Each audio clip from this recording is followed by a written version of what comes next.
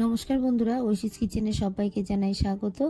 আজ আমি একটা নতুন রেসিপি নিয়ে চলে এসেছি। আজ আমি দেখাবো ওলকপি আলু বেগুন দিয়ে রুই মাছের ঝোল। আপনারা বাড়িতে এইভাবে রুই মাছ, কাতলা মাছ, তেলাপিয়া মাছ, বাটা মাছ বা যে কোনো জ্যান্ত মাছ দিয়ে এই রান্নাটা করবেন, দেখবেন খেতে দারুণ লাগবে। প্রথমেই দেখুন গ্যাসে কড়া বসিয়ে দিয়ে আমি এর মধ্যে ওলকপি আলুটাকে সেদ্ধ হতে বসিয়ে দিয়েছিলাম। আলুটাকে দেখুন আমি বড় বড় করে লম্বা লম্বা করে কেটে নিয়েছি। একটা আলুকে 4 ফাল করে দিয়েছি। আলুটা যখন 60% হয়ে যাবে তখনই আমি আলুগুলোকে তুলে নেব। ওলকপি দেখবেন সেদ্ধ হতে একটু দেরি হয়, একটু সময় লাগে, তাই প্রথমেই আমি আলুগুলোকে সব তুলে নেব।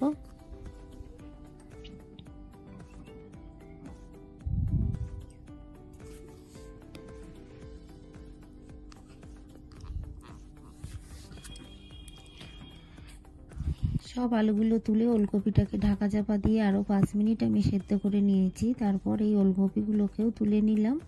এরপর গ্যাসে কড়া বসিয়ে দিয়ে দিলাম সর্ষের তেল। এই তেলটাকে গরম করে নেব।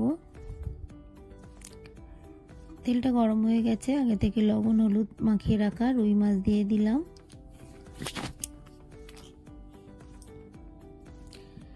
রুই মাছগুলোকে দিয়ে বেশ কিছুক্ষণ রেখে তারপর আমি মাছগুলোকে উল্টে দেব।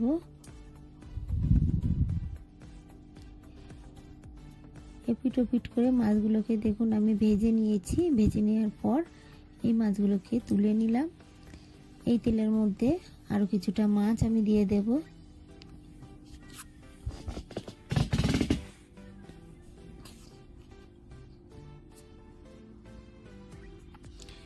মাছগুলোকে দিয়ে আমি এপিট ওপিট করে ভেজে নিয়ে তারপর আমি প্রথমে যে মাছগুলোকে তুলে রেখেছিলাম সেই মাছগুলোকে দিয়ে দিলাম। দিয়ে বেশ কিছুক্ষণ এপিট ওপিট করে সুন্দর করে মাছগুলোকে ভেজে নেব।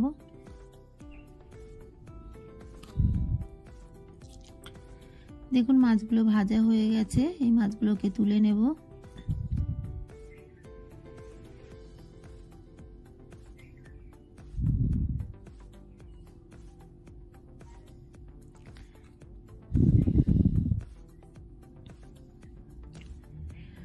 সব মাছগুলোকে আমি ভেজে তুলে নিয়ে এই তেলের মধ্যে বাকি মাছ দিয়ে দেব।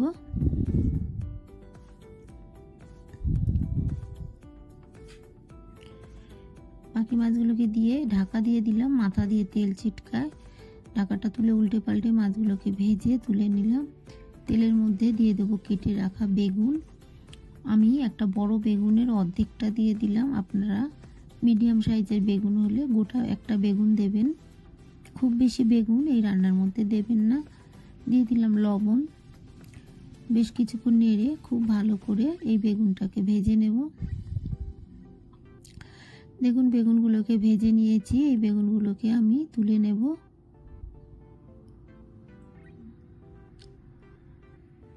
দিয়ে দেব আরও কিছুটা সর্ষের তেল। এই তেলটাকে গরম করে নেব। তেলটা গরম হয়ে গেছে, দিয়ে দিলাম হাফ টিস্পুন পাঁচফোড়ন। আপনারা এই রান্নাটায় অবশ্যই পাঁচফোড়ন দেবেন, দেখবেন এটা দিলেই খেতে বেশি ভালো লাগে। দিয়ে দিলাম একটা মিডিয়াম সাইজের কুচানো পেঁয়াজ। পেঁয়াজটাকে দিয়ে বেশ কিছুক্ষণ নেড়ে ভেজে নিয়েছি। নেওয়ার পর দিয়ে দিলাম কুচানো টমেটো। একটা মিডিয়াম সাইজের কুচানো টমেটো দিলাম। টমেটোটাকে দিয়ে এর মধ্যে দিয়ে দিলাম চেরা কাঁচা লঙ্কা, দিয়ে দিলাম লবণ। দিয়ে ভালো করে নেড়ে নেব, টমেটোটাকে ভেজে নেব।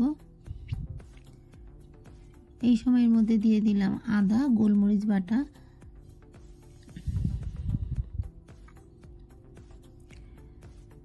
আমি শিলনোড়ায় আদা গোলমরিচ একসঙ্গে বেটে নিয়েছি। বেশ কিছুক্ষণ নেড়ে আদা গোলমরিচটাকে আমি কষিয়ে নিলাম। তারপরের মধ্যে দিয়ে দিলাম অল্প জল। আমি এখন গুঁড়ো মশলা দেব, তাই অল্প একটু জল দিলাম, তাহলে মশলাটা পুড়ে যাবে না। দিয়ে দেব ধনে গুঁড়ো, হাফ টিস্পুন ধনে গুঁড়ো দিয়ে দিলাম। হাফ টিস্পুন জিরে গুঁড়ো দিয়ে দিলাম। ভালো করে একটু নেড়ে নিলাম। দিয়ে দেবো এর মধ্যে হলুদ গুঁড়ো, দিয়ে দেবো অল্প একটু লাল লঙ্কার গুঁড়ো, ঝালটা আপনারা যেমন খান সেই মতোই দেবেন। আমি কাঁচা লঙ্কাও দিয়েছি, গোলমরিচ দিয়েছি, অল্প একটু লাল লঙ্কার গুঁড়ো দিলাম। দিয়ে ভালো করে মশলাটাকে কষিয়ে নেব। মশলাটাকে ভালো করে কষিয়ে নেওয়ার পর এর মধ্যে দিয়ে দিলাম আগে থেকে সেদ্ধ করে রাখা ওলকপি আর আলু। দিয়ে এই মশলার সঙ্গে বেশ কিছুক্ষণ নেড়ে সুন্দর করে কষিয়ে নেব। বাড়িতে আপনারা এইভাবে একবার হলেও মাছের ঝোল খেয়ে দেখবেন, যে কোনো দেশি মাছ দিয়ে এই রান্নাটা করবেন, দেখবেন খেতে কতটা ভালো লাগে। তবে সমুদ্রের নোনা মাছ দিয়ে করবেন না।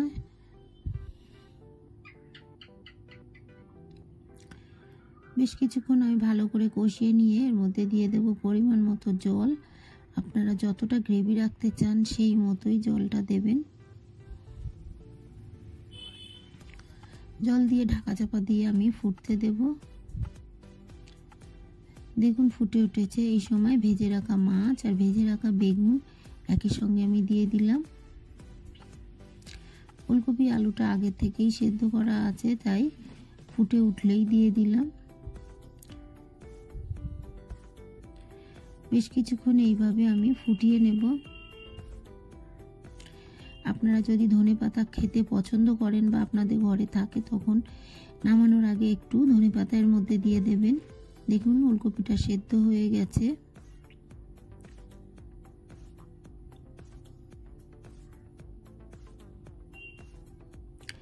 একটু চেখে দেখে নেব লবণ ঠিক আছে কিনা।